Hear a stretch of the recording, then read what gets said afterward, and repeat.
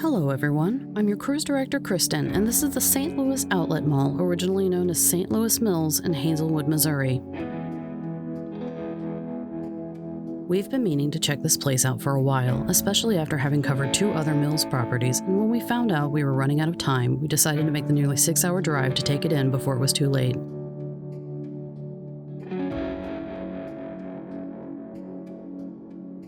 Let's go inside and take a look around, maybe for the last time.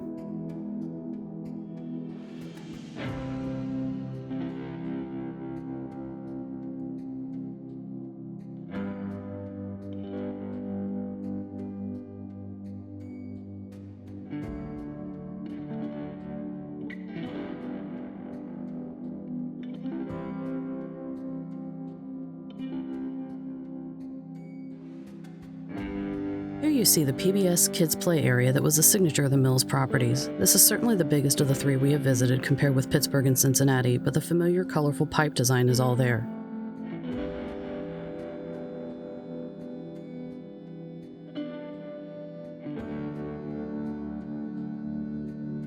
It is so unbelievably quiet in here except for the mall walkers occasionally passing by. There was this one couple that kept passing by me with a radio and they were listening to old funk and soul music. They must have lapped me 3 times. I have a feeling they're really going to miss walking in here when it closes its doors.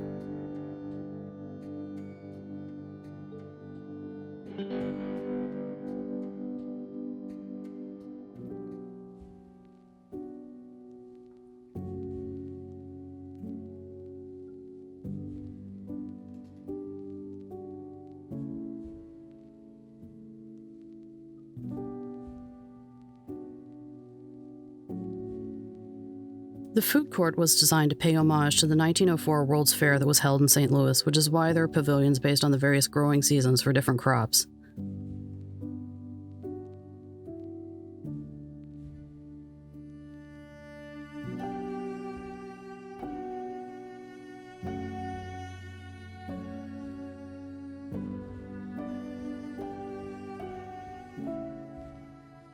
St. Louis Mills opened a great fanfare on November 13, 2003. It was like no mall the local area had ever seen, playing host to an ESPN X Games skate park, a NASCAR-themed go-kart course, a skating rink that served as a practice facility for the St. Louis Blues, a first-run movie theater, and over 180 stores, many of which were outlets that promised deals and bargains on high-end merchandise.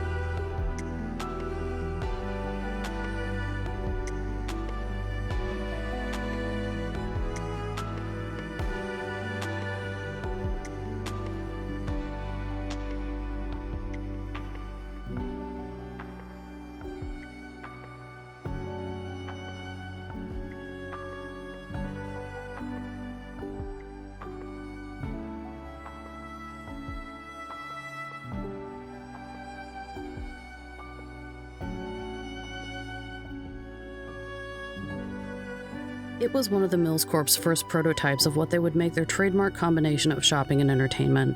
Think back to 2003 and this probably seemed like a great idea. It's not all that dissimilar from what some malls are trying to do now to revitalize.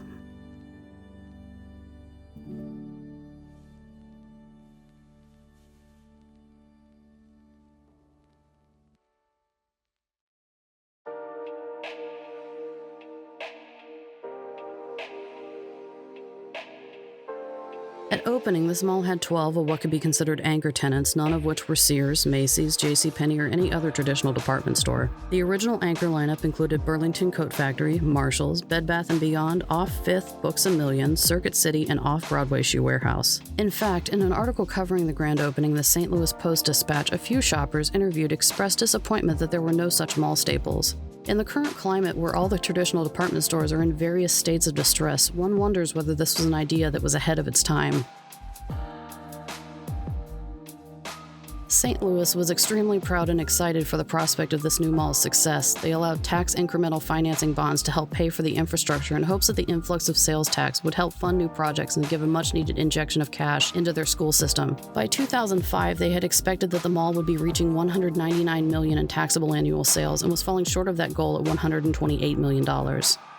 The reasons for the shortfall would read like a laundry list of common problems with Mills malls in general. They were too large and were having problems luring enough national retailers to fill the spaces, so they would in turn lease to local retailers who did not command the sales nor the rent their national chain counterparts do. In the case of St. Louis Mills, by 2005, the outlet identity they had originally intended had become diluted by trying to keep the spaces filled, and their tenant mix had begun to resemble that of any other mall. The mall was at 90% occupancy in 2005, which doesn't sound bad, but on average, Mills' other properties were at 95%, so there were already signs of trouble for a 2-year-old property.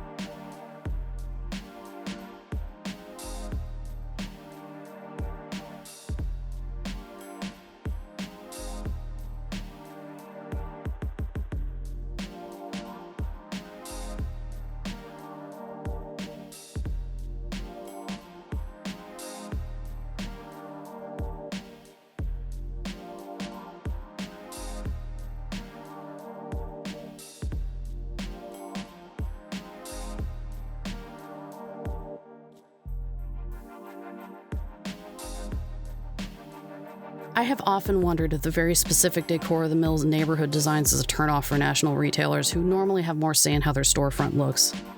This especially hit home when I saw a photo of what St. Louis Mills' Hot Topic location looked like. It seemed to be located in the purple and gold motif neighborhood, and as a result, its storefront was a lilac color. Nothing says goth punk rebellion like lavender, and I imagine a lot of teens in their hunt for the signature black and red color scheme walked right past it. For an illustration of my point, welcome, ladies and gentlemen, to the St. Louis Mills Circus of Fire. This is a really interesting piece of decor. You definitely can't mistake this for any other mall or any other section of this mall. Some parts of this mall are what I would call peak Mills. This is Mills at its Millsiest. It's over the top, it's bright and colorful, and you're imagining some intrepid design graduate was handed an unlimited drywall and cardboard budget and was told, you know what, let your creativity run wild. And go wild they did.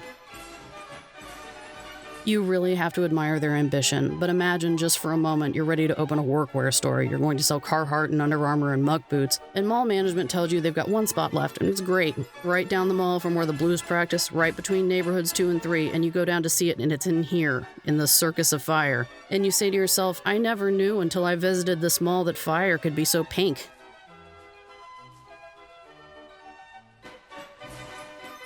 I personally love it, but then again, I have pink hair and I run a YouTube channel that has a unicorn for a logo, so there's that.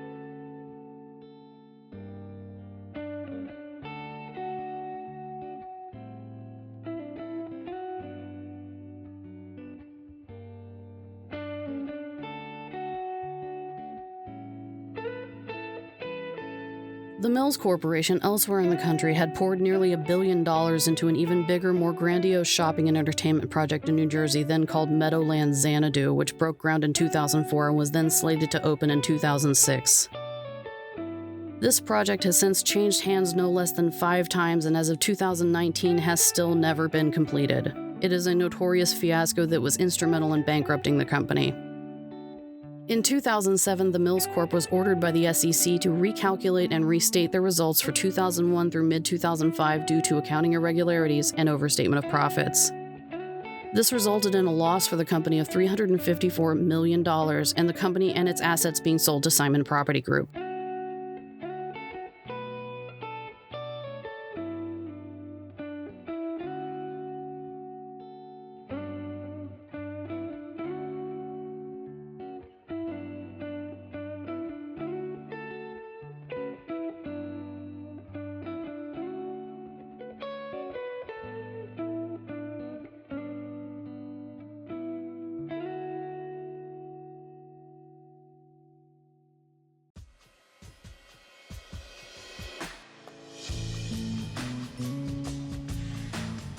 It's worth pointing out that not all of the Mills malls are failures. Opry Mills, Katy Mills, and Gurney Mills outside Chicago are all doing well. The company made several miscalculations in Pittsburgh, Cincinnati, and St. Louis were 3 of them.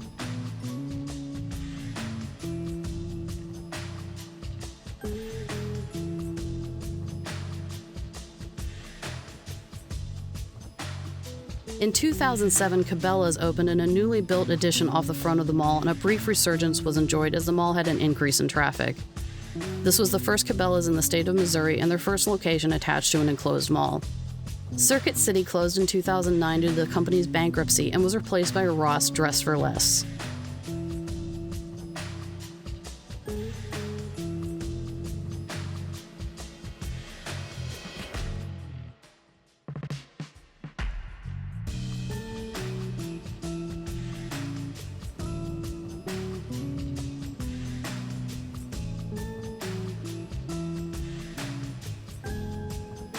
In 2012, the Simon Group defaulted on their mortgage on St. Louis Mills and it fell into foreclosure. The name was changed by the bank owner to St. Louis Outlet Mall, and the mall began being managed by Woodmont Property Group. At the time of the foreclosure, the mall was at 84% occupancy, far from what could be considered a dismal failure. All of the anchors remained occupied, including the skate park, which by now had lost its ESPN branding and had become Plan 9 Skate Park. The first anchor space to become vacant was Marshall's in May of 2013 and has stayed vacant since. Off Fifth left in 2014 and was replaced by a Children's Place outlet later that year.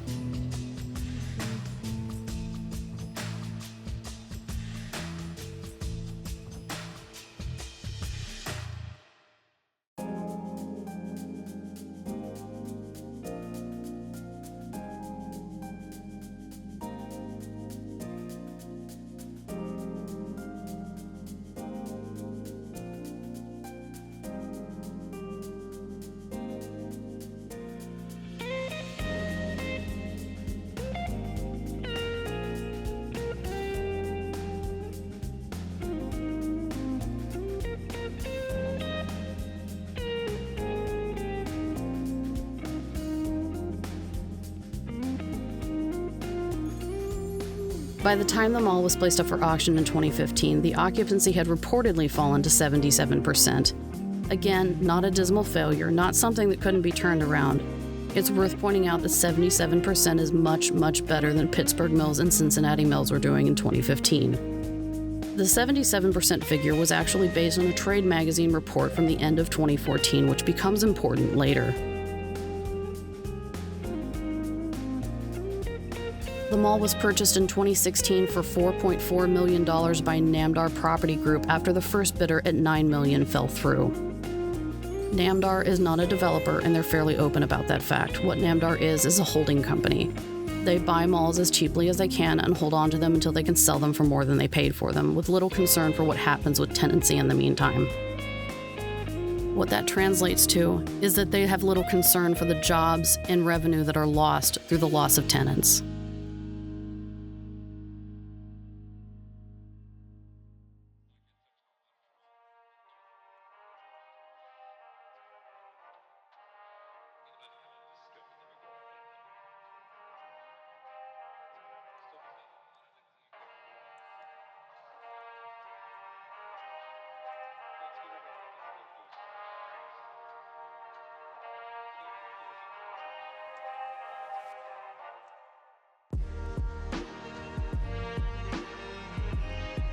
Ross Dress for Less, who had moved into the former Circuit City space in 2009, had a clause in their lease that allowed them a reduced rent rate if the mall's overall occupancy level fell below 60%. According to news articles published in August 2018, Ross sued Namdar for overpaid rent during 2015 through 2018 because the occupancy level had fallen below 60% as of May 2015. The suit asked for rent to be paid back for the period between May 2015 and February 2017 when Ross began paying the reduced rate.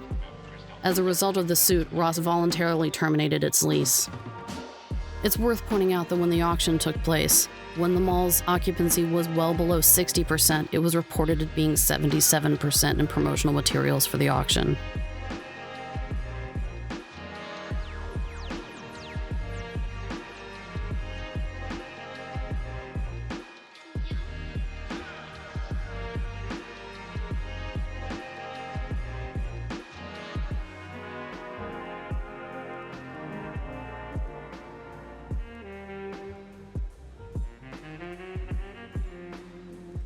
This began clearing the way for Namdar to sell the mall to its new owner, Big Sports Entertainment LLC, who are preparing to redevelop the mall into a sports and entertainment complex called Powerplex. Earlier this year, the remaining tenants began exiting, including Burlington Coat Factory.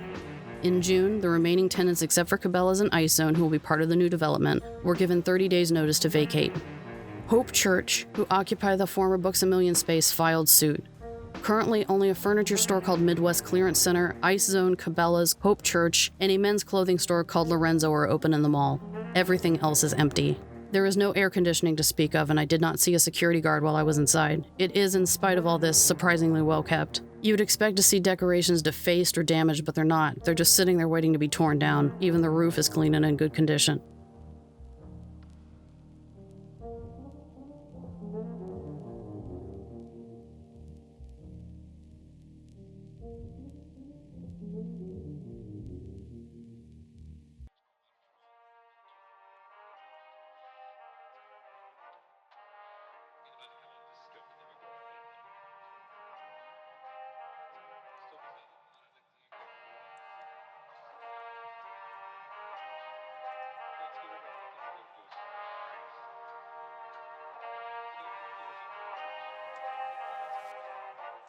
This mall is scheduled to close its doors as you and I know it for redevelopment on August 31st, 2019. We visited on July 26, 2019, and were surprised to find not only that the mall was one of the emptiest we've ever been to, but the surrounding area was just as empty.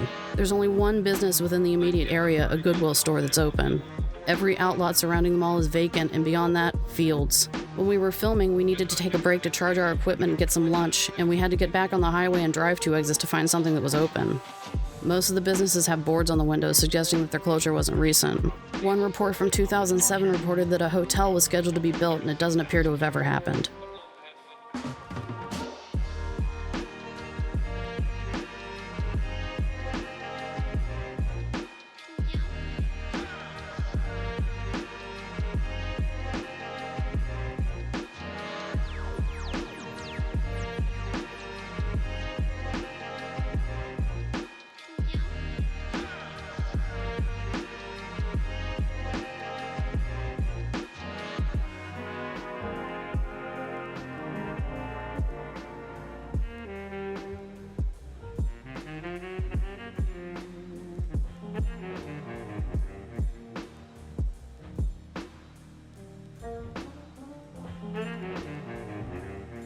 I'm glad we were able to come here and see it and document it for you before it changes forever. This place has to mean to a lot of people what Forest Fair Mall does to me, afternoons spent with friends or a grandparent going to the go-kart track or the movies or playing on the playground. This isn't about saving the malls, it's about saving the memories. It's a very unique place, definitely adventurous in its design and concept, and for the sake of the surrounding area, I hope the new owners are successful in their endeavor to bring prosperity and jobs back into the region. In the meantime, thank you very much for coming along with us on our adventure.